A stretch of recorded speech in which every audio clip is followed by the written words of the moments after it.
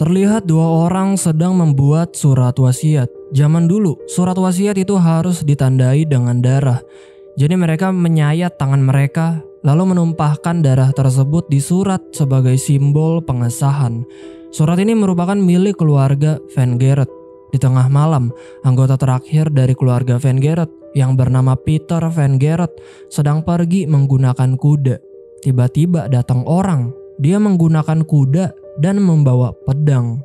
Lalu dia memotong kepala si pengendara kuda yang Peter kendarai. Peter yang melihat hal tersebut langsung panik. Pengendaranya dia itu kepalanya tidak ada. Tentu ketakutan. Dia turun mencoba untuk kabur dan ya, ini yang terjadi.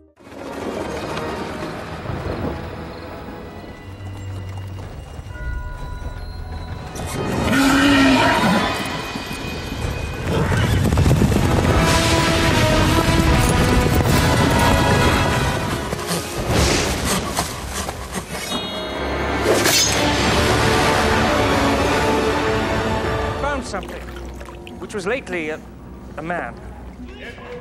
Pathology, we might be able to determine whether or not he was dead before he went into the river.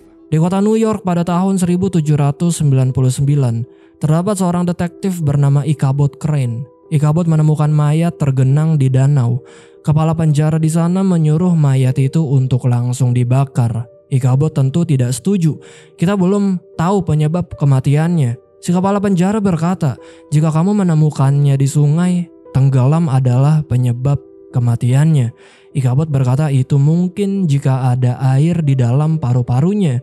Tetapi dengan ilmu patologi, kita bisa pastikan apakah dia sudah mati atau belum sebelum ditenggelamkan. Kepala penjara tetap tidak mau. Bagaimana kita mengeceknya? Dengan memotong-motong mayatnya kah?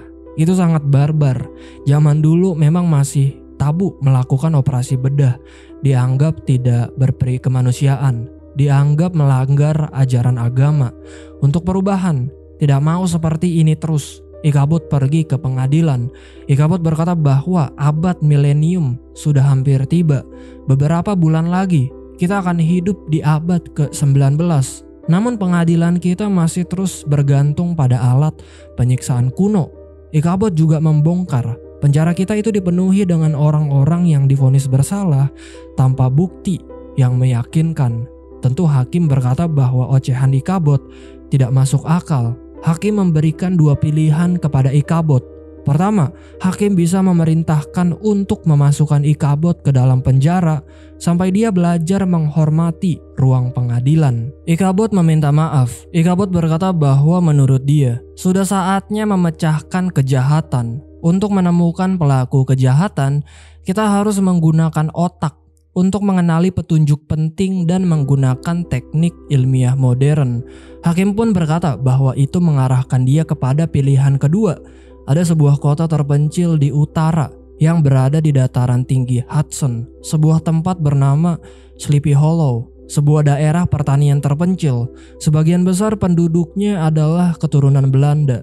3 orang dibunuh di sana, semuanya dalam waktu 2 minggu. Masing-masing ditemukan kepalanya dipenggal. Hakim menyuruh Ichabod untuk memecahkan kasus tersebut menggunakan teknik ilmiah modernnya itu. Continue to rely on medieval devices of torture. Jails overflow with men and women convicted on confessions worth no more than this vital clues, using up-to-date scientific techniques. Called Sleepy Hollow. 3 persons have been murdered there, all within a fortnight. These experimentations of yours too, Sleepy Hollow, it is you, Ichabod Crane, now put to the test.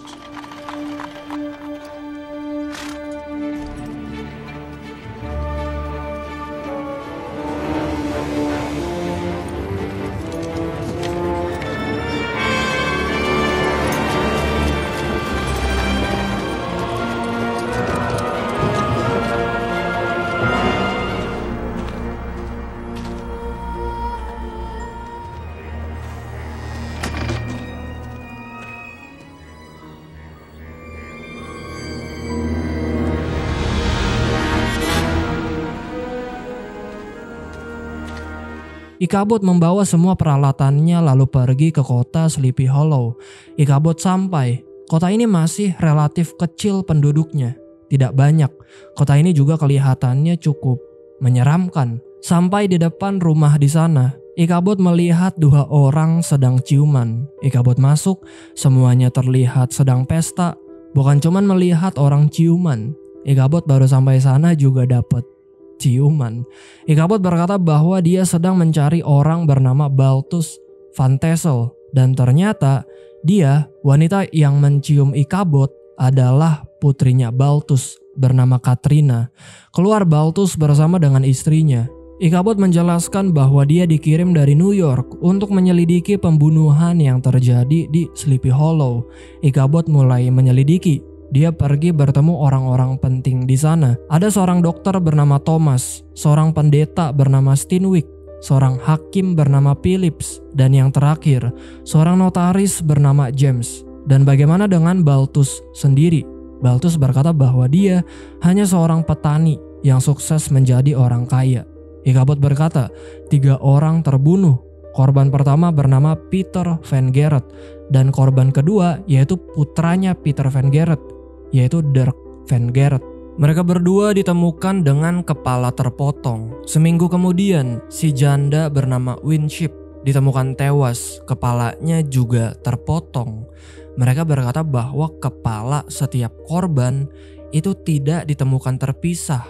Kepala setiap korban itu hilang, dibawa sama si pembunuh, tidak ditemukan sama sekali. Balthus pun mulai bercerita tentang seorang penunggang kuda. Dia adalah tentara bayaran dari Hessian, dikirim ke daerah ini oleh para penguasa Jerman untuk menjaga rakyat Amerika dari perbudakan bangsa Inggris. Tetapi tidak seperti teman sebangsanya yang datang demi uang. Penunggang kuda ini datang karena menyukai pembantaiannya. Penunggang kuda membawa pedang, membunuh setiap lawannya dengan memenggal kepalanya. Tetapi akhirnya pada suatu hari, si penjagal ini menemui ajalnya saat musim dingin di tahun 1779, tidak jauh dari sini. Mereka memenggal kepalanya dengan pedangnya sendiri, menguburnya di sana. Nah, sekarang orang Hessian itu, penunggang kuda itu, bangkit menebas kepala orang yang dia lihat. Ichabod terlihat ketakutan, tetapi dia dengan otaknya yang tidak percaya akan hal goib, tidak memakan informasi ini mentah-mentah. Pendeta memberikan Ichabod sebuah buku, yaitu Alkitab. Menurut pendeta, buku ini lebih berguna daripada alat investigasi ilmiah modern yang Ichabod bawa. Ichabod memberikan pernyataan, kita tidak pernah punya kasus pembunuhan di New York tanpa melibatkan hantu dan setan. Jadi menurut Ichabod, ini tidak masuk akal, tidak mungkin, pasti ada penjelasan ilmiahnya. Heads are gone. Taken by the Headless Horseman. This one was a Hessian mercenary, sent to these shores by German princes. Rode a giant black steed named Daredevil.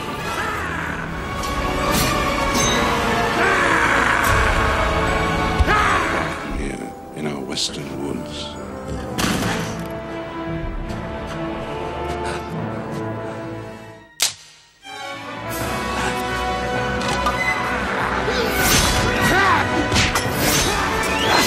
Chopped off his head with his own sword for what was planted in the ground that day. The only book I recommend you read. We have murders in New York without benefit of ghouls and goblins.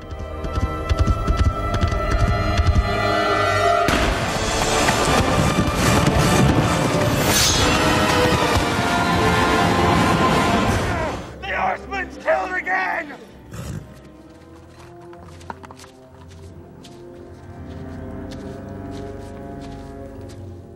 Besoknya terdapat pembunuhan serupa lagi.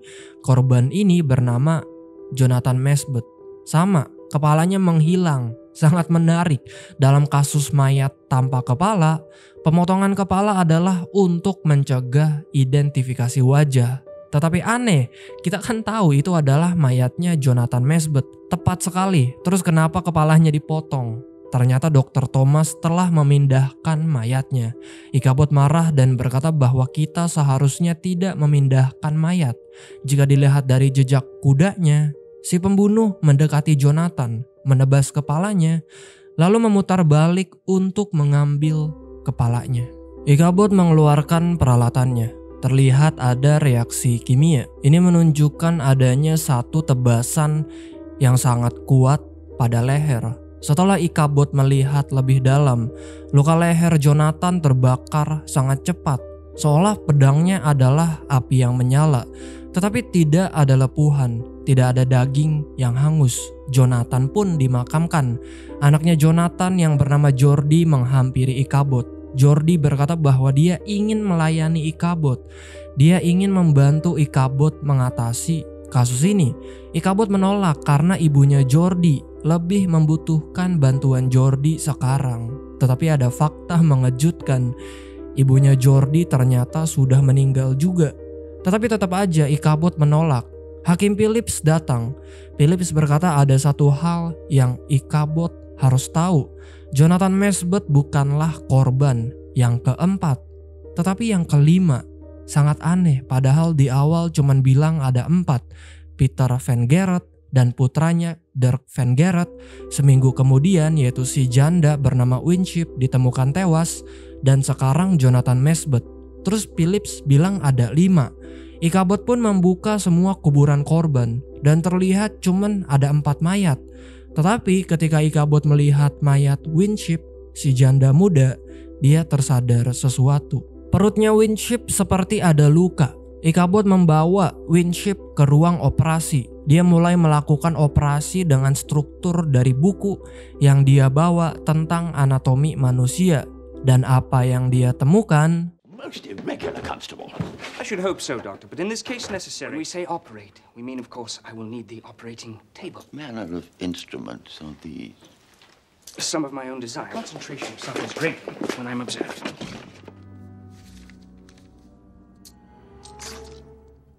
What name of God have you done to her? We are dealing with a man. Widow Winship was with child.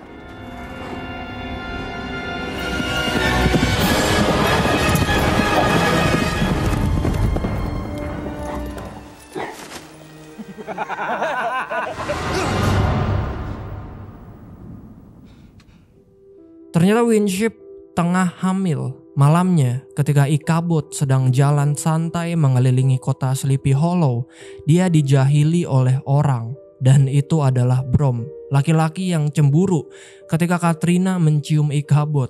Bangun-bangun, Ichabod sudah berada di tempat menetapnya. Dia pergi ke bawah dan di sana ada Katrina sedang membaca buku.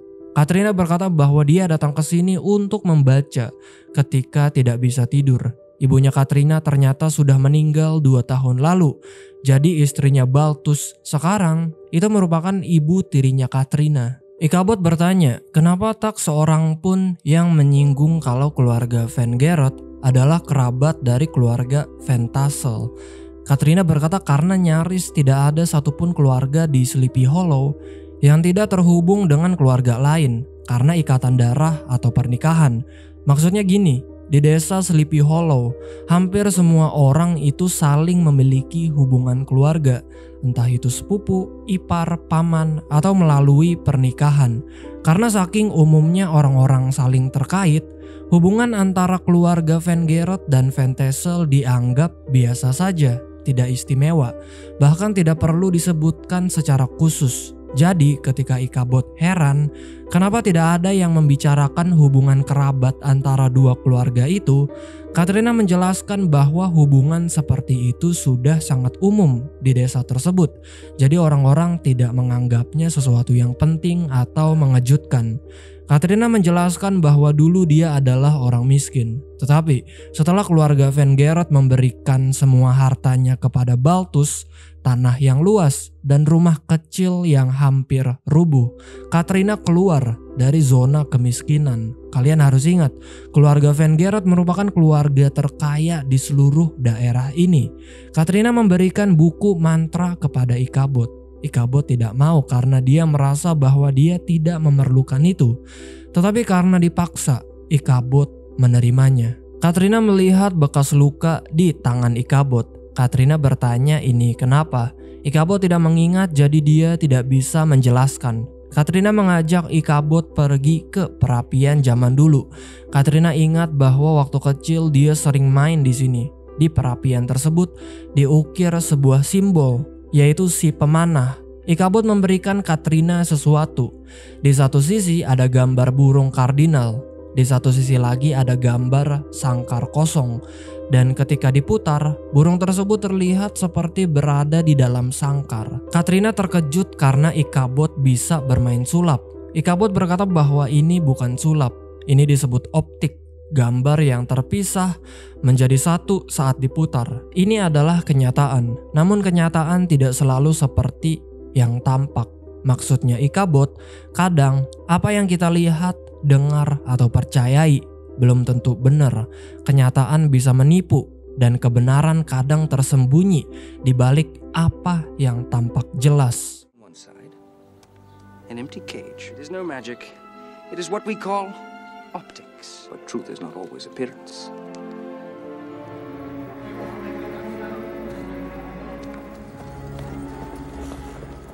Ichabod melihat bahwa Phillips, James, Steinwick, dan Thomas sedang berargumen. Seakan Phillips dipaksa untuk pergi. Ichabod menghampiri Phillips dan bertanya apa yang terjadi. Ichabod juga bertanya bagaimana Phillips tahu kalau si janda yaitu Winship sedang hamil. Phillips berkata bahwa Winship memberitahunya.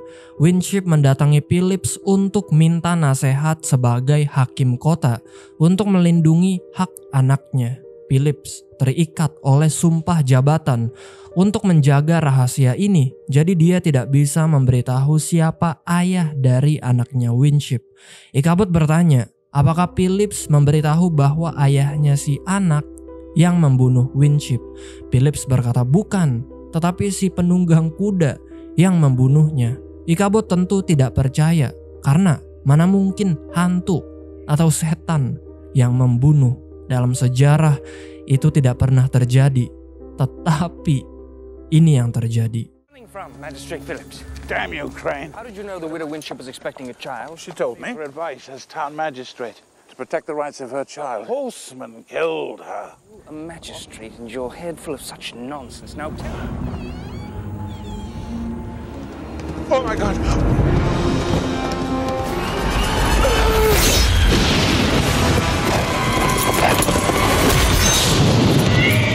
Believe me, it was a horseman, a dead one, headless. I saw him.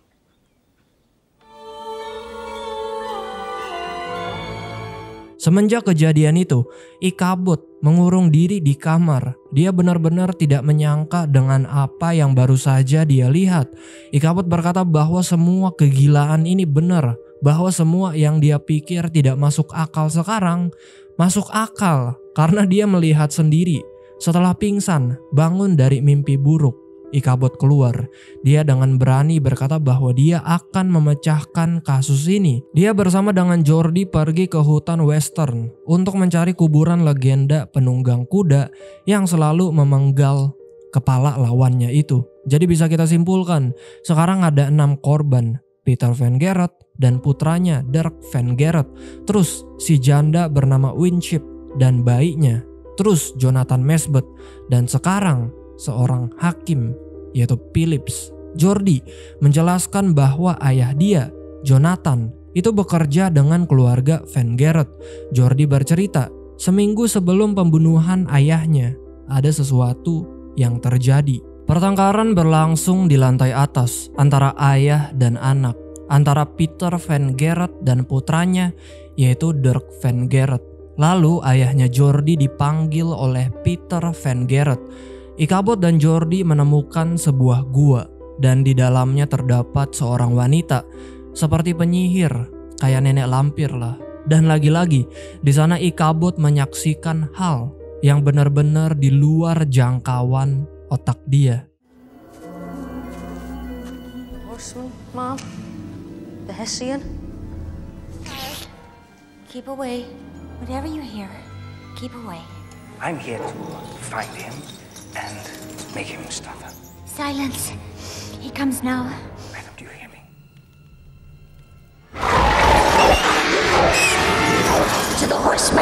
resting place. We're leaving now. Climb down to the horseman's resting place. His camp? His grave.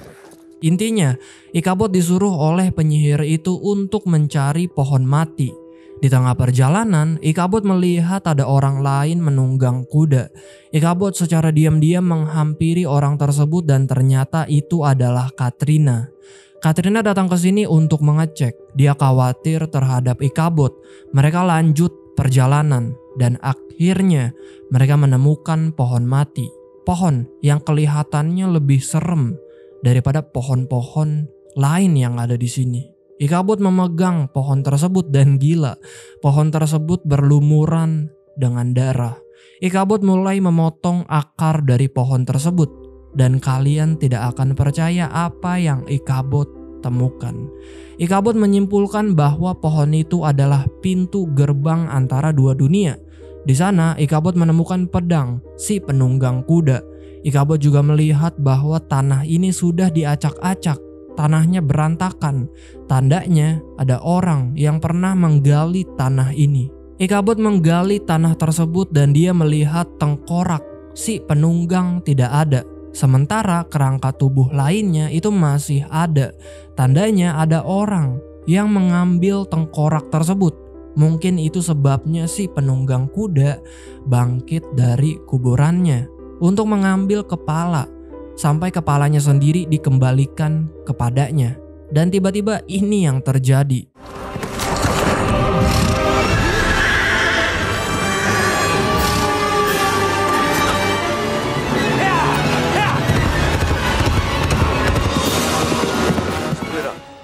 Glenn. Habit. I am a bad habit. There's nothing for it. Who is it? Come on. Let's get ready for bed. Yes.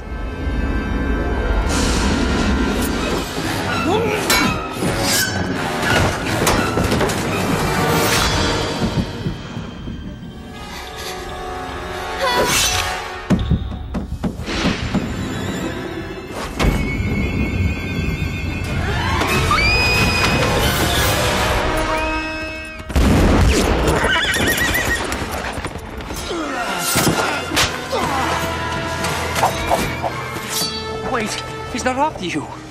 I'll get him.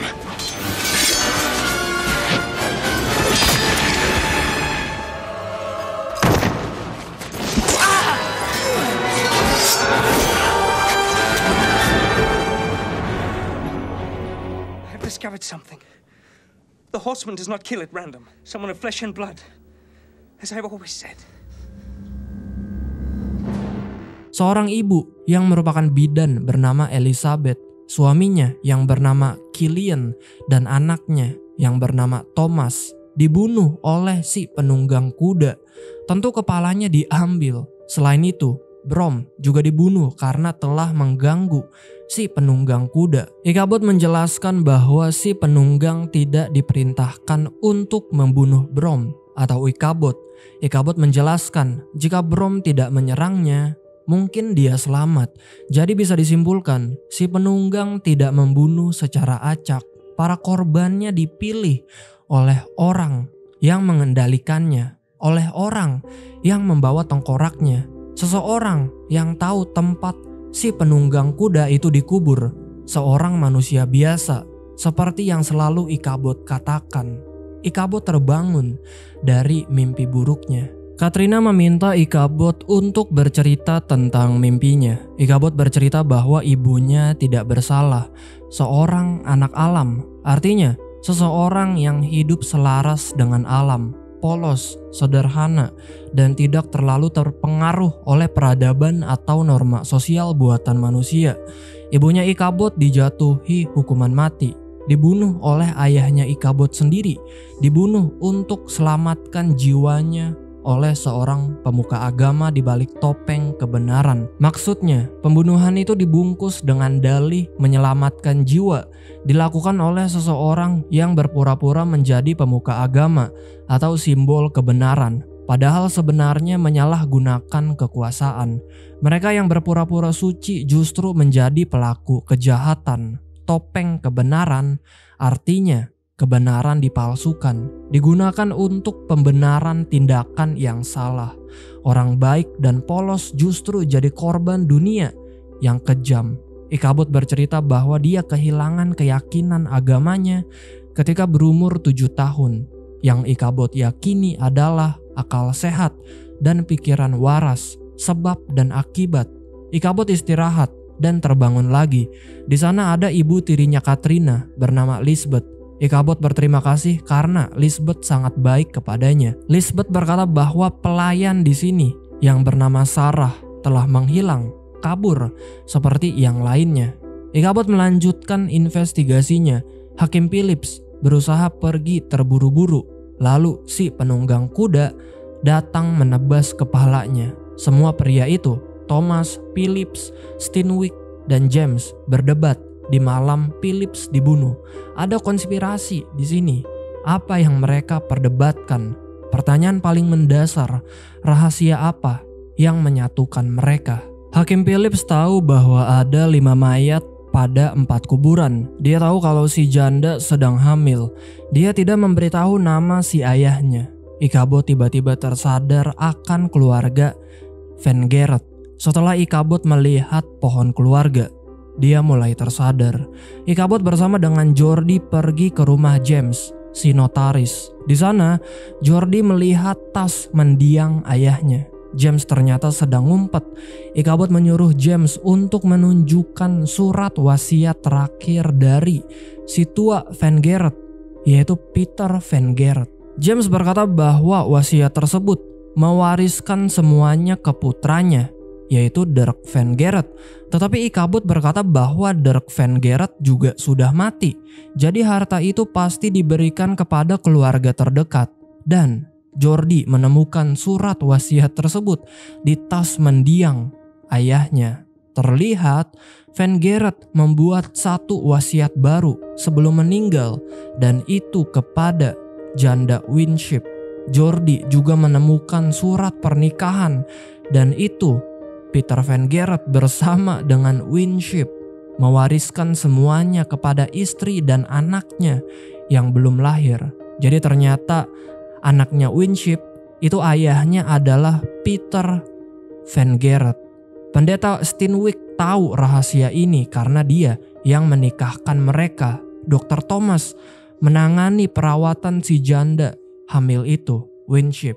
Hakim Phillips memberikan perlindungan hukum dan notaris, yaitu James, menyembunyikan dokumennya yang dipercayakan oleh Van Gereth kepada pembantu setianya, Jonathan Mesbeth. Itulah kenapa ada surat wasiat Van Gereth di tas milik Jonathan, karena Jonathan adalah pembantu setianya Peter Van Gereth. Jadi pertama, keluarga Van Gereth, ayah dan anaknya, dibunuh penunggang kuda dengan memenggal kepala mereka. Lalu muncullah si janda, yaitu Winship, menuntut haknya.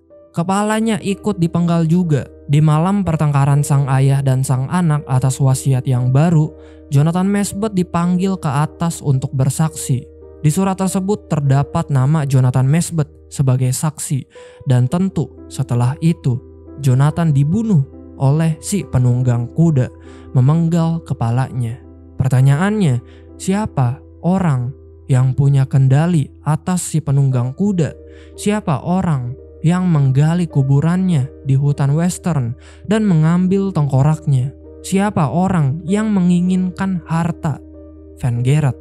Tidak lain tidak bukan adalah keluarga dekat Van Gereth, yaitu Balthus Van Tassel, ayahnya Katrina. Ichabod datang ke kamarnya. Di sana ada Katrina. Katrina bertanya, dari mana saja Ichabod dan Jordi? Ichabod berkata bahwa dia habis dari rumah si notaris, yaitu James. Katrina juga berkata bahwa menurut ayahnya, Ichabod seharusnya kembali ke New York. Katrina pun keluar. Tiba-tiba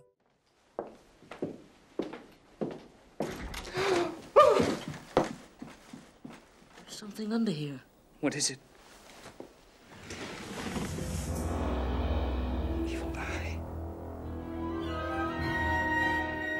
Ichabod dan Jordi menemukan simbol mata jahat di bawah kasur, menandakan bahwa ada seseorang yang mengirimkan mantra sihir kepada Ichabod. Malamnya, terlihat ada orang keluar dan apa yang ditemukan Ichabod itu benar-benar di luar nalar.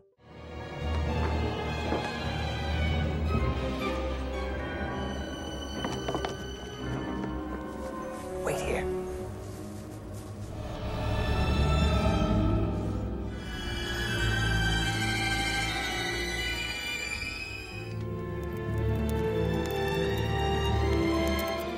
Ichabod kembali dan dia melihat bukti yang dia taruh di lemari sudah hilang. Ternyata Katrina mencurinya dan membakarnya. Ichabod berkata bahwa dia tidak menuduh siapa-siapa. Tetapi jika memang ayahnya Katrina bersalah, tidak bisa Ichabod ubah meskipun itu menyedihkan hatinya. Ayahnya Katrina mempunyai motif.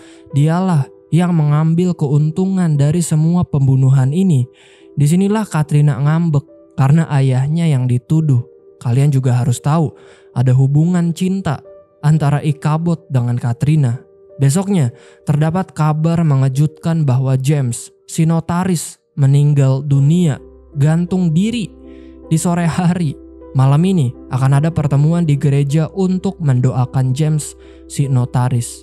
Malam pun tiba dan ini yang terjadi. Not ask me how I have hurt my hand since yesterday. Yes, I'm sorry. Oh, you saw me. Hanged himself. Reverend Steinmetz called a meeting in the church. Looks angry. I will bind it later with some wild arrowroot flowers. Father? The horseman saved me! Oh, God!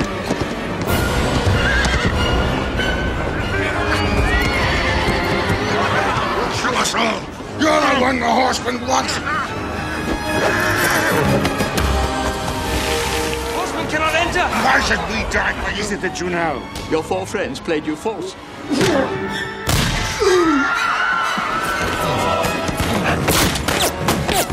It is in here, and I will seek it out!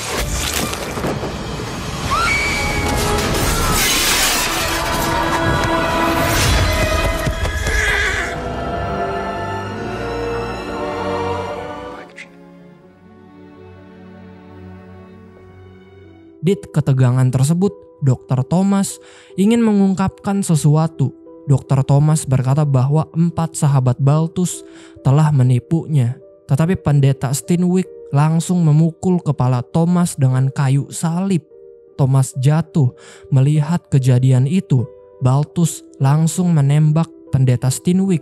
Dan pada akhirnya, Balthus meninggal di tangan si penunggang kuda. Melihat simbol mata jahat yang digambar oleh Katrina, kini Ichabod berkesimpulan bahwa Katrina merupakan dalang dari semuanya, bahwa Katrina merupakan seorang penyihir. Jemputan Ichabod sudah datang, dia akan kembali ke New York. Jordi benar-benar tidak percaya bahwa Ichabod mengira Katrina pelakunya. Ichabod berkata bahwa dia punya akal sehat yang baik. Ichabod memberikan satu pelajaran kepada Jordi, kejahatan kebanyakan itu menggunakan topeng. Tidak ada yang sangat berbahaya seperti topeng kebajikan. Ya, kelihatannya Katrina merupakan orang yang baik hati dan penyayang. Tetapi menurut Ichabod, kebaikan adalah kebajikan yang terlalu dilebih-lebihkan di dunia ini. Dalam perjalanan, Ichabod memainkan permainan optiknya. Dia melihat ada yang janggal ketika melihat keluar. Ichabod membuka buku yang pernah diberikan oleh Katrina, buku tentang mantra.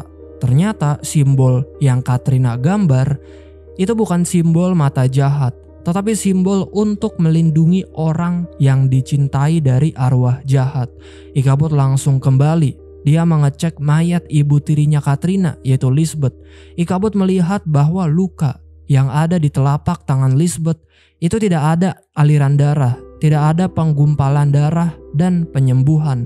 Artinya saat luka ini dibuat, perempuan ini sudah mati. Tandanya mayat ini bukan mayat Lisbeth. Dan ya, ternyata Lisbeth masih hidup. Katrina pingsan dan bangun-bangun dia sudah berada di rumah kincir angin. Dan ternyata orang yang mengendalikan si penunggang kuda itu adalah Lisbeth. Dan kali ini Lisbeth menyuruh si penunggang kuda untuk membunuh Katrina. Balthus hanya melihat si penunggang kuda mendekati Lisbeth dengan pedang yang terhunus. Setelah itu Balthus kabur, jadi dia pikir Lisbeth sudah mati. Dan bagaimana dengan mayat? Ternyata itu adalah mayat gadis pelayan bernama Sarah. Lisbeth berbohong kepada Ichabod soal Lisbeth pernah berkata bahwa Sarah kabur dari rumah ini sebagai pelayan. Keluarga Lisbeth adalah si pemanah atau the archer.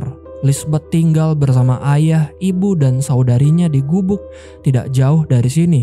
Sampai suatu hari ayahnya Lisbeth meninggal dan si tuan tanah yang telah lama menerima pelayanan yang setia dari orang tuanya Lisbeth mengusir Lisbeth beserta keluarganya. Jadi tidak ada satupun orang di kota ini yang menerima Lisbeth beserta keluarganya karena ibunya Lisbeth dituduh sebagai penyihir hingga ibunya Lisbeth wafat. Setelah itu Lisbeth dengan saudarinya tinggal di pengungsian mengucilkan diri sampai di suatu hari saat sedang mengumpulkan kayu bakar, Lisbeth bersama dengan saudarinya berpapasan dengan si penunggang kuda. Ya, bocah-bocah ini adalah Lisbeth bersama dengan saudarinya. Di saat itulah Lisbeth menawarkan jiwanya kepada setan jika dia mau membangkitkan si penunggang kuda tersebut, orang Hessian, untuk membalaskan dendamnya. Balas dendam terhadap keluarga Van Geret, tuan tanah yang tidak punya belas kasihan, dan membuat Lisbeth bersama keluarganya kelaparan, sementara Balthus Van Tassel beserta istri dan anaknya mencuri rumah mereka. Dan rencana Lisbeth sekarang menguasai semua harta milik ayahnya Katrina, Balthus Van Tassel. Lisbeth masuk ke rumahnya Katrina sebagai perawat ibunya yang sedang sakit. Ibunya Katrina meninggal dunia, kemungkinan dibunuh oleh Lisbeth. Lalu Lisbeth menikahi Balthus. Terus kenapa Lisbeth membunuh Elizabeth, si bidan? Karena Elizabeth memberitahu Lisbeth bahwa dia diberitahu oleh si janda Winship rahasia besar tentang wasiat. Karena tahu rahasia tersebut, tentu Lisbeth menyuruh si penunggang kuda untuk membunuh Elizabeth beserta keluarganya. Dan satu lagi, kenafsuan membuat pendeta Steenwyck berada di dalam penguasaan Lisbeth. Hal sama berlaku juga untuk James dan Hakim Phillips, dan kebungkaman si dokter yang Lisbeth tukar atas keterlibatannya dalam perzinahan Dr. Thomas dengan Sarah, pembantu yang ada di rumah Katrina. Sekarang yang mewarisi kekayaan Balthus adalah Katrina. Jadi sekarang tugas Lisbeth hanyalah membunuh Katrina. Dan satu lagi, Lisbeth membunuh saudarinya sendiri. Kenapa? Karena saudarinya membantu Ichabod dan Jordi mencari kuburan si penunggang kuda. Pas banget, si penunggang kuda datang. Begitu juga Jordi dan Ichabod. By helping you and your master. Thank God.